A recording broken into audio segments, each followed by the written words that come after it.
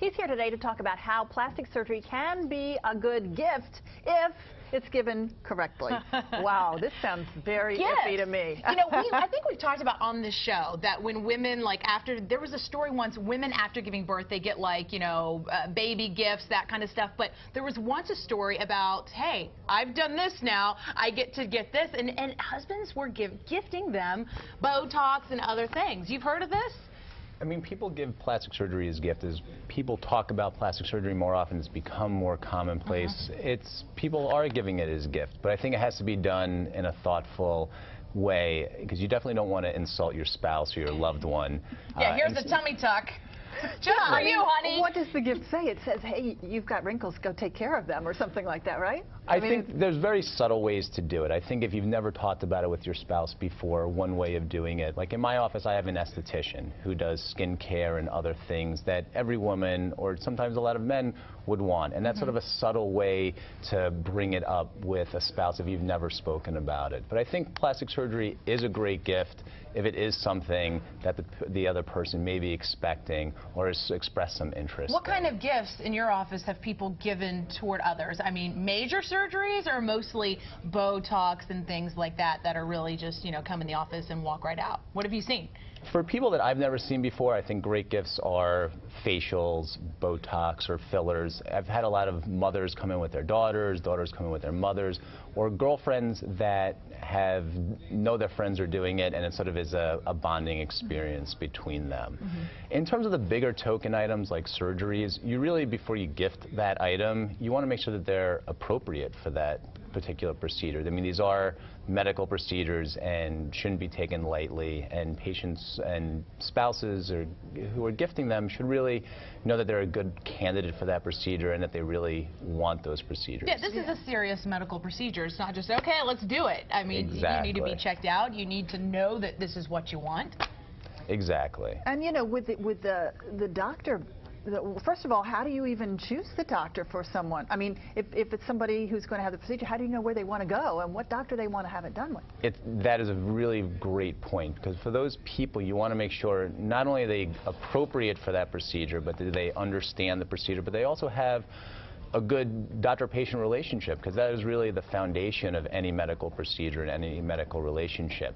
So I've had patients who have had a gift of plastic surgery where I've seen that patient before, I've met the spouse, I've met the patient as well, and then it's sort of become a surprise, and it's sort of something that has already been discussed and the groundwork has already been laid.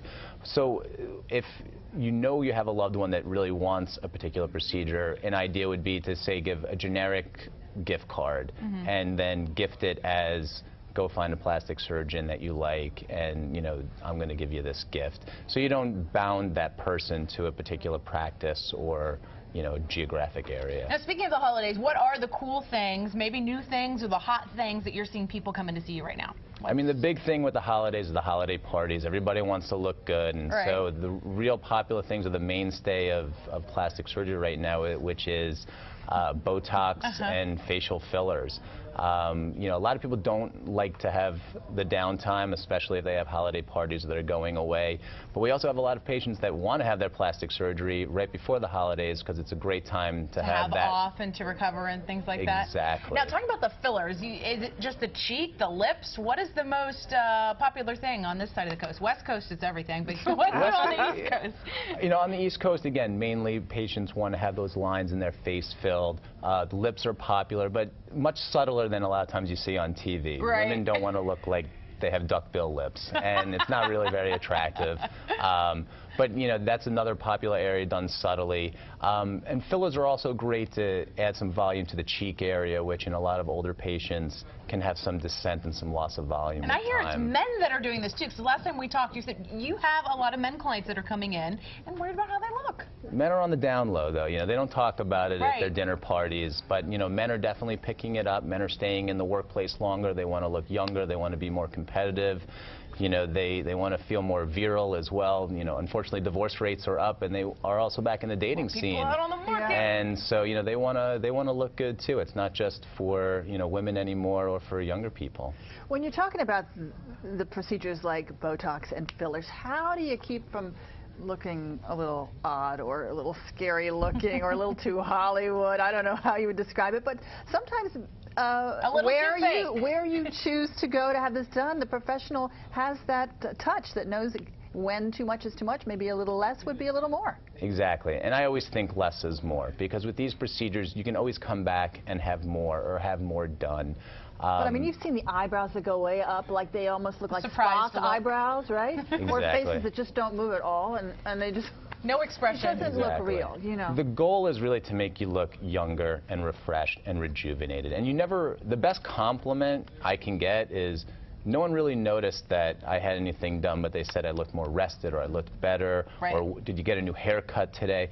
And that's really what you want. So when I start patients off, especially for the first time, it's really gentle and it's very subtle. You want them to get used to it, because you can have a little bit of a different feeling in your face from not having those movements.